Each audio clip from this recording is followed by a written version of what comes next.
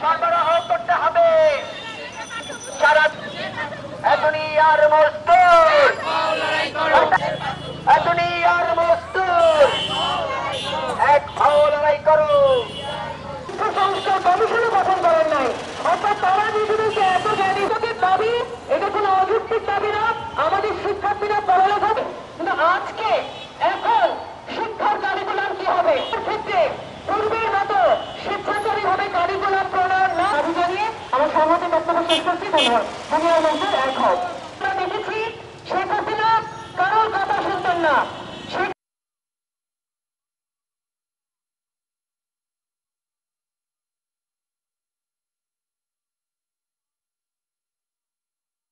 শিক্ষা প্রতিষ্ঠান 40 দিনের জন্য বন্ধ হয়ে যাচ্ছে, কিন্তু এখন পর্যন্ত শিক্ষার্থীদের হাতে বই পৌঁছায়নি। আমরা যতদূর জানি প্রায় 7 কোটি বই এখনো পৌঁছায়নি। ফলে আমরা মনে করি অবিলম্বে বই পৌঁছানোর ব্যবস্থা করতে হবে, কারণ যদি একটা বছরের প্রায় অর্ধেক সময় পর্যন্ত শিক্ষার্থীদের হাতে বই না পৌঁছায় তাহলে শিক্ষা ব্যবস্থা ধ্বংস হয়ে যাবে।